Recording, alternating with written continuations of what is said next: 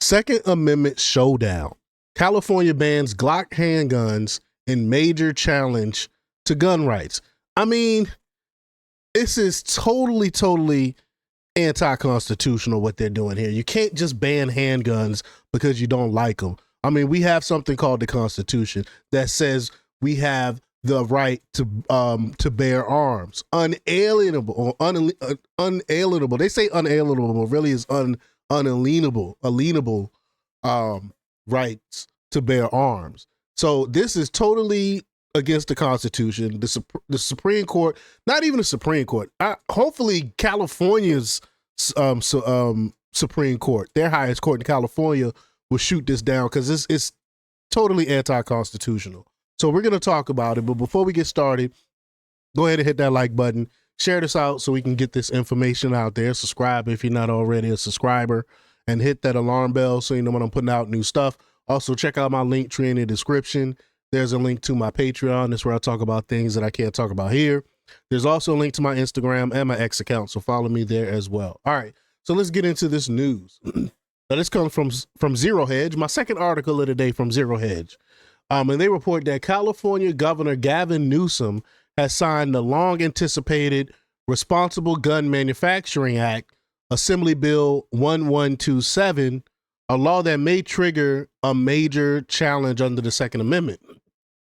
The law banned the Glock semi-automatic handguns that are a favorite of American gun owners, including former Vice President Kamala Harris. Remember, Kamala Harris said that she had a Glock. I can't remember what Glock she said. No, she never said specifically what Glock she had, but she said she had a Glock. I love my Glocks. I love the 9mm. I love the 40 cals. I love my Glocks. And most Americans love it too. It is one of the most popular type of guns. The law constitutes one of the most ambiguous gun bans since the Supreme Court ruled in District of Columbia versus Heller 2008 that gun ownership is an individual right. So this law can't even be enacted because the Supreme Court already ruled on this before. At the time, Justice Antonin Scalia stressed that the Second Amendment protects all types of firearms, quote, in common use at the time for lawful purposes like self-defense. Gun control advocates have been chipping away at this concept by arguing that a variety of popular weapons, such as the AR-15, cannot be considered in common use at the time of the ratification. But it is, though. It is. It definitely is, though. The thing is, AR-15s really aren't the best type of guns anyway. They're more powerful guns than AR-15s. It's just AR-15s look scary, and for some reason, that's the one that the Democrats decide to demonize. But Scalia, however, joined Justice Clarence Thomas in 2015 in a dissent in the denial of Satori versus Friedman versus Highland Park involving a local ban on semi-automatic firearms.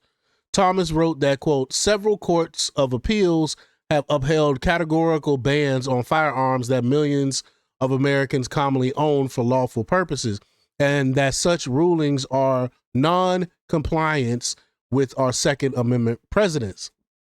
Thomas noted that such rulings suggest that states could ban AR-style semi-automatic rifles, even though an overwhelming majority of citizens who own and use such rifles do so for lawful purposes, including self-defense and target shooting. Under our precedents, that is all that is needed for citizens to have a right under the Second Amendment to keep such weapons. In the case of the AR-15s, an estimated 1 in 20 Americans own such weapons. That's another popular weapon. The Glock is even more popular. In 2021 alone, industry data shows that Glock produced 581,940. I'm sorry. I can't read today, y'all. 581,944 handguns with another 465,117 in 2022. Wow. It is also the weapon of choice for an estimated over 65% of law enforcement agencies. Notably, we previously discussed how Vice President Kamala Harris made a less than convincing pitch to gun owners during her presidential run after years of calling for gun bans. She hailed her Glock as a cherished companion. As it became apparent that Harris was losing men generally, the campaign made ham-handed efforts to reinvent Harris. In a softball interview with Oprah, Harris declared that she is a gun owner, and if somebody breaks into my house, they're getting shot. Who really believes she's a gun owner? Are you for real? When liberals like CBS's Bill Whitaker expressed shock at her new gun-toting persona, like all of a sudden she's a gun owner now, on the campaign trail, he asked if she actually fired it. Great question. Harris then did her best Rooster Cogburn, who noted, well, a gun that ain't loaded ain't much good for nothing. When she was the San Francisco district attorney, Kamala Harris was one of the signatories of the district attorney's amicus brief in District of Columbia v. Heller in support of the handgun ban. It convinced no one. Like I said that when she said she owned a gun, I was like, nobody believes you. You was one of the main people that wanted to ban handguns. Now all of a sudden you're for handguns. The California law will now take effect on July 1st, 2026, quote, banning the sale of new Glock brand pistols and Glock style clones. In my view, it is unconstitutional. It's definitely unconstitutional. The prior Supreme Court president. That's what I was saying. They already vote on it. On Supreme Court already voted on this. You can't do this. Democrats previously called for banning Glock switches that can be affixed to the rear of a Glock slide to make the pistol shoot full auto. However, such switches are already unlawful.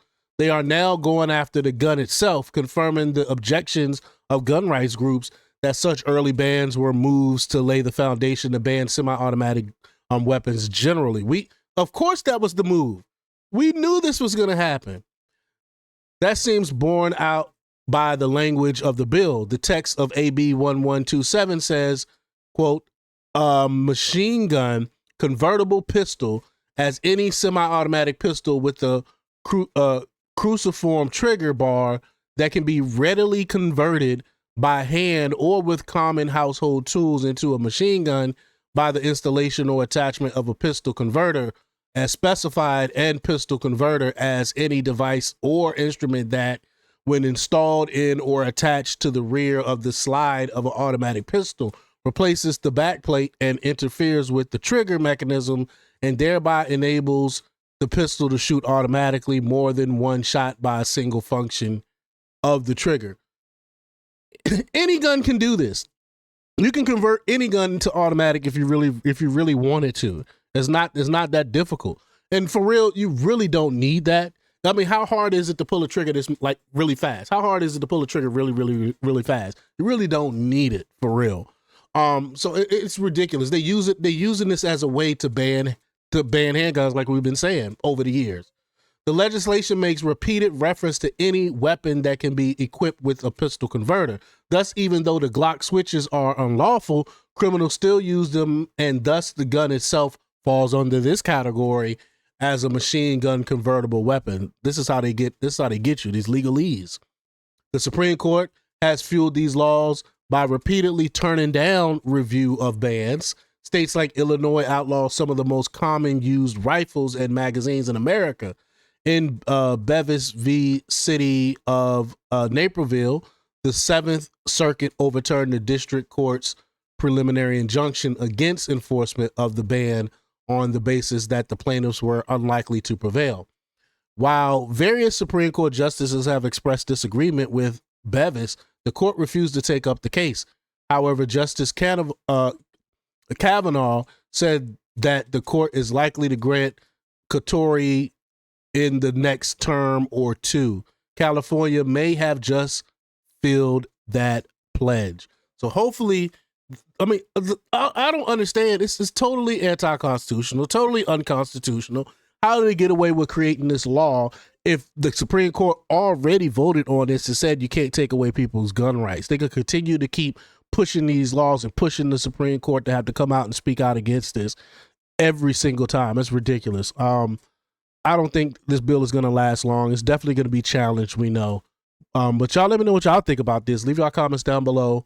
Like, share, and subscribe, and check out jjthepsychotherapist.com for the latest in news. Until next time, peace.